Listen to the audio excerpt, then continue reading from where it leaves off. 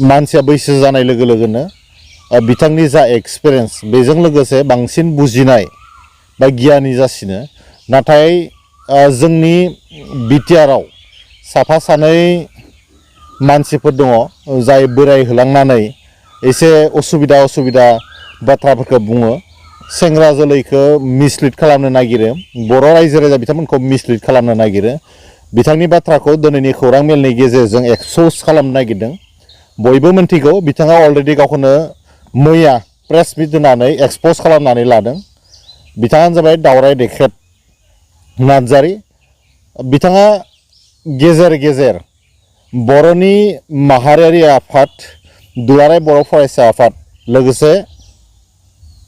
राजखान्थि हान्जा UPPL बे मोननैखौ थोंजोङै टार्गेट खालामो बेराफारसेथिं बर' हारिनि दैदेनगिरि मानाव गेदेर दिपेन बर' बिथाङा गोबां टार्गेट खालामनानै बुङो आरोबाव बिथाङा दानि बिटिआरनि CEM मानाव गेदेर प्रमद बर' बिथांखौ गोबारै टार्गेट खालामनानै बाथ्रा बुङो बिथाङा गिबियाव गावखौनो इस्टाब्लिश खालामना लादोंमोन जे बिथाङा निउट्रेल सासे इन्टेलेक्सुवेल होननानै नाथाय जों नुबाय मैया दाखालै जिफोर बाथ्रा जालांदों बेखौ कालार फुननानै बिथाङा बेखौ गुबुन महर होनो नागिरदों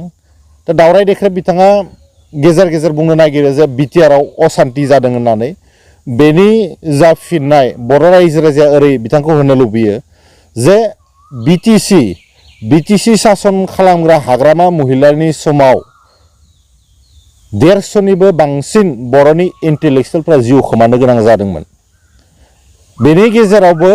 थांनाय 17 बोसोराव मानाव गेदेर हाग्रामा महिलारि बिथांनि समावहाय मोनथामनिख्रुइ बांसिन गुबुन हारिजों बर'फोरजों दाङाबाजि जानो गोनां जादोंमोन बै समाव खिन्थु हाग्रामा महिलारि बिथाङानो सिबमोन दा दावराय देख्रेब नार्जारि बिथाङा बुंनो नागिरो गाव निउट्रेल होननानै नाथाय माबा मोनसे जुदि एसे फिसा भुल बुजाबुजि जायोब्ला मिस आन्डारस्टेन्डिं जानो नागिरोब्ला बेखौ मिसलिड खालामनानै इन्टायार बिटिआरआवनो असान्ति जाबाय होननानै बिथाङा बुंनो नागिरो दा गिबियाव बिथाङा BPFनि मानसिखौ जुदि सोरबा समालोचना खालामोबा बिथाङा थाबनो एलार्जि जानानै लोगो प्रेस मिट होयो बेनि मिनिङा मा बिथाङाथ' गावखौनो सिगां बुंदोंमोन जे गावलायनो निउट्रेल गाव माने समाज सिबियारि गाव जातिखौ मोजां मोनग्रा होननानै गावखौ इस्टाब्लिश खालामनो नागिरदोंमोन नाथाय जों नुनो मोनबाय राजखान्थि हान्जा जुदि समालोचना खालामलायोब्ला सिगांग्रो BPFनि जानानै स्टेन्ड होनो ओंखारो दावराय देख्रेब नार्जारिया नाथायबा बिथाङा बुंनो नागिरो गावखौनो निउट्रेल इन्टेलेक्सुवेल होननानै दा बेयावनो फोरमान जायो बिथाङा सासे BPFनि एजेन्ट दावराय देख्रेब नार्जारिया जाबाय सासे BPFनि एजेन्ट बिथाङा गावखौनो बारे गले फोरमान खालामनानै लादों मिडियानि गेजेरजों बिथांनि मिटिं जानायनि गेजेरजों लोगोसे बिथांनि बाथ्रा बुंनायनि गेजेरजों बिथांनि एक्टिभिटिसनि गेजेरजों साफ्रोमबो बर' रायजो राजा बिटिआरनि रायजो राजा बिथांखौ दिनै हमदां हादों जे बिथाङा गोलाव सम BPF अर्थात हाग्रामा महिलारिनि स्पाइ जानानै बिथांनि एजेन्ट जानानै जातियाव गुलाय गुजाय खालामनोसो माखासे समाव बाथ्रा बुंदों दा माखासे समाव जोङो बिथांनि बेलायाव नायोब्ला मालाबा पुलिसजों हमजानायबो नुदों निश्चय मोजां मानसिफ्रा पुलिसजों हमजाया थारैनो पुलिसजों हमजानायनि आन्दोआव मा दङ बर' रायजो राजा मोनथिगौ दा बिथांखौ बर' रायजो राजाया मावजि बुन्दा होननानैसो बुंनो नागिरो मावजि बुन्दाया जाबाय जोबोद लुभिया गावनि लुबैनायखौ हमथानो हायैनि थाखाय बियो जेरावबाबो सिखार खालामनो ओंखारलाङो मोनायावबो सिखार खालामो सानावबो सिखार खालामो एकमात्र गावनि उदैनि थाखाय गावनि सार्थनि थाखाय बेनिखायनो दावराय देख्रेब नार्जारि बिथांखौ मानाव गेदेर बिथांखौ बर' रायजो राजाया नाम होदों मावजि बुन्दा होननानै दा बाथ्राया जाबाय दुलाराय बर' फरायसा आफादखौ जाय संगठनाव बिथाङाबो मोनसे समाव खामानि मावदोंमोन बिथांनि खामानि मावनाय समाव खिन्थु बिथांनि ट्रेक रेकर्ड जि खामानि मावनाय रेकर्डआ मोजां नङामोन होननानै जों खोनानो मोन्दों दा बिनि थाखायनो बिथांखौ गेजेर समाव दुलाराय बर' फरायसा आफादनिफ्राय एरख'नोबो गोनांमोन होननानै जों खोनानो मोन्दों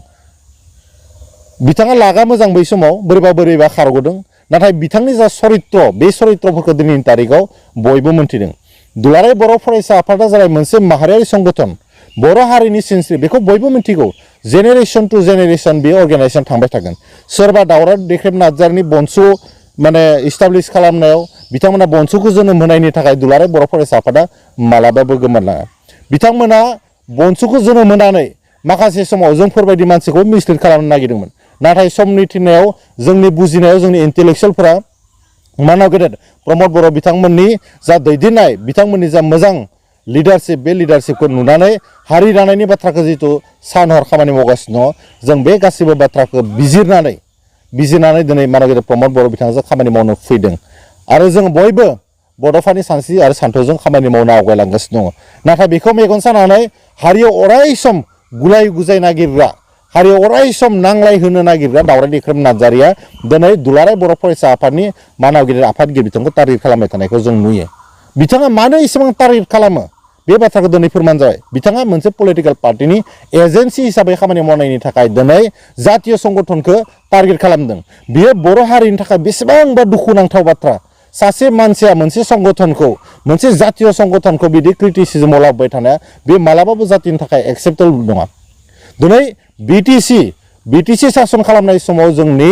एडुकेसननि जि रेशिय' जि पार्सेन्टेजआ जोंनि ग्रथ पार्सेन्टेजआ 5% बेसेबांमोन दिनै बिटिआरनि 3 बोसोर मानगिरि प्रमद बर' बिथांनि दैदेननाय बेराफारसेथिं दुलाराय बर' फरायसा आफादनि जि नाजानाय बा मैखोम सान हर खामानि मावनायनि गेजेरजों दिनैनि तारिखाव सोलोंथाइया बिटिआरआव मोनसे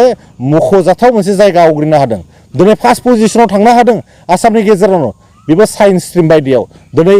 बिटिआरआव मोनसे आसामनि गेजेराव नर्थ इस्टनि गेजेराव मोनसे दखल खालामनो थांगासिनो दङ दा बिदिनो जुदि मानगिरि प्रमद बर' बेराफारसेथिं दुलाराय बर' फरायसा आफादनि जि गोख्रों नाजानाय सान हर खामानि मावनाय हारिनि खैफोद खैदांनि समाव बिथांमोननि स्टेन्ड जानायनि थाखाय दिनै हारिया मोनसे लेभेलसिम मोनफैदों आरो बेखौनो मेगन सानानै बर' हारिनि सुथुर मानाव गेदेर दावराय दैख्रेम नार्जारिया एलार्जि जानानै गावनि थौले मेलेमजों सोरखौबा सानफ्रोमबो बुखिदलाबबाय थायो दा माखासे जुक्ति जुदि थायोब्ला थिगैनो दङ बिथाङा बुङो माने डिसिनो पावारखौ होबाय बिथाङा फैथों बिथाङा प्रुफ लानानै फैथों माला डिसिनो पावारखौ होदो दिनैनि तारिखाव जों गले गले बुंदों जे डिसिनो जोङो पावारखौ होआखै पावारा जोंनियावनो दङ आरो साफ्रोमबो रायजो राजाया मोनथिगौ दिनैनि तारिखाव हाग्रामा महिलारि बिथाङा पावाराव गैयिनि थाखायनो बिथांमोना डिप्रेसनाव भुगिनानै जानला मानला भुगिगासिनो दङ जायनि थाखाय बिथांमोना दुलाराय बर' फरायसा आफाद बेनि आरो मानाव गेदेर आफादगिरि बिथांखौ टारगेट खालामनानै बाथ्रा बुंबाय थादों दा बाथ्राया जाबाय दावराय दैख्रेम नार्जारिखौ सोर फल' खालामो दिनैनि तारिखाव बिथांखौथ' रावबो फल' खालामा इभेन जों खोनानो मोन्दों बिपिएफनि बाखा नेता सेलाफोरा बिथांनि जा एक्टिभिटिस बेखौ मोजां मोना ना बिथांनि बाथ्रा बुंनायाव ग्रामारानो दङ ना बिथांनि बाथ्रा बुंनायाव मोजां फर्मलजियानो बेरखाङो ना रायजो राजा बिथांमोना बुजि मोनो बिथाङा मा फैनानै मिडियायाव बाथ्राफोरखौ बुंफायो मानसिफोरा बुजिनोनो हाया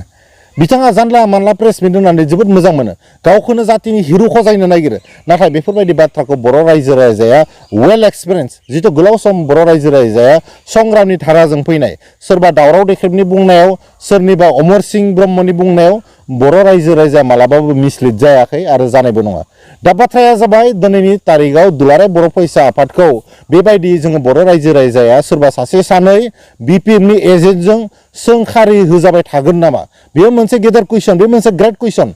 दिनैनि तारिखाव मोनसे जातीय संगठनखौ जुदि बिदि चान्स लाबाय थायोब्ला बिदि टारगेट खालामबाय थायोब्ला बेयो जातिनि थाखाय दुखुनांथाव जागोन आरो बिनि थाखायनो बर' रायजो राजाया गोख्रोङै स्टेन्ड जानांगोन आरो बर' रायजो राजाया थारैनो बे बाथ्राखौ दिनैनि तारिखाव एनालाइसिस खालामनानै मोनदों जे दावराय दैख्रेम नार्जारि सोरबा अमर सिंह ब्रह्म बिथांमोनखौ बेबायदि गले गले खाबु होबाय थानाय जानाय नङा मानोना बिथांमोननि जि बाथ्रा बे बाथ्राफोरा गोदान जेनेरेसननि ब्रेनाव स्ट्राइक खालामनो नागिरो मालाबा ब्रेन वाश खालामनो नागिरो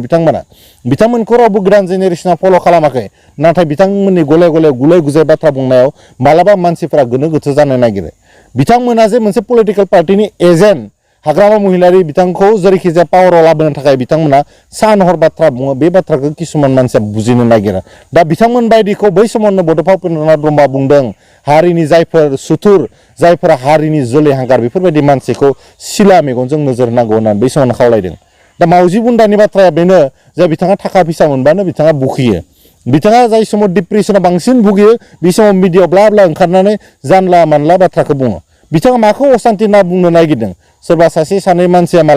माबा मोनसे दाय खालामनायनि थाखाय जुदि आयेनारि साजा मोननो गोनां जादोंब्ला बेखौबो जुदि बिटिआरआव असान्थि जाबाय होननानै बुङोब्ला बेयो मालाबाबो गनायजाथाव जानाय नङा दा बाथ्राया जाबाय बिथांमोना बिटिआरआव सानफ्रोमबो असान्थि खालामनो नागिरदों नामा बर' रायजो राजाया बिथांमोनखौ बेनिखायनो कुइसन खालामनांगौ बिथांमोनखौ नोजोर होनांगौ मावजि बुन्दा मानाव गिदेर दावराय देख्रेब नार्जारि बिथाङा सानफ्रोमबो जातियाव बिदि असान्ति फैबाय होननाय बाथ्रानि मिनिङा मा बिनि रहस्यआ मा बेखौ बर' रायजो राजाफोरा बुजिनो बाखि गैला बिथाङा थारमाने सानफ्रोमबो बिटिआरआव असान्ति जाजानायखौ लुबैबाय थायो नामा हाग्रामा महिलारिनि समाव जेरैबायदि इन्टेलेक्सुयेलफोरखौ टार्गेट खालामनाय जादोंमोन माखासे जोंनि इन्टेलेक्सुयेलफ्रा बै समाव गावनि आगोमा जिउखौ खोमानो गोनां जादोंमोन मोजां बर'नि दैदेनगिरिफ्रा जिउ खोमानो गोनां जादोंमोन बेफोरबायदि गले गले बर' हारियाव जाजानायखौ लुबैयो नामा बेबायदि मोनसे कुइसन फैदों मानोना बिथाङा सानफ्रोमबो असान्तिनि बाथ्राखौ बुङो असान्तिनि बाथ्राखौ बुङै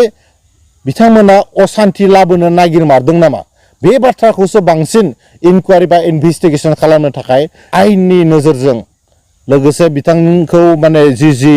इन्टारनेल एक्टिभिटिस बिथाङा खालामबाय थादों बिथाङा जिफोर बाथ्राफोरखौ बुंबाय थादों मोजांनो नोजोर होनो थाखाय जों खावलायदों बिथांखौ आयेननि गेजेरजों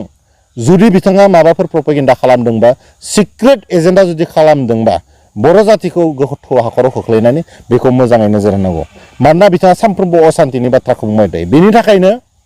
माखासे मानसिफ्रा बिथांखौ दुखु मोनदों मानोना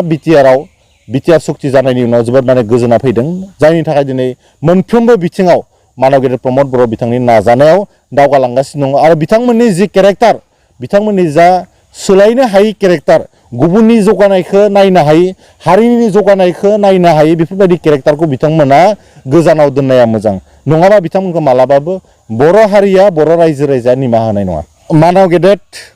मावजि बुन्दा दावराय देख्रेब नार्जारि बिथांनि बाथ्राया बर' हारियाव दिनैनि तारिखाव मोनबो भेलु गैया बिथांनि बाथ्राखौ रावबो खोनासङा बिथांखौ बयबो BPFनि एजेन्ट हाग्रामानि आथिं सोलाग्रा होननानै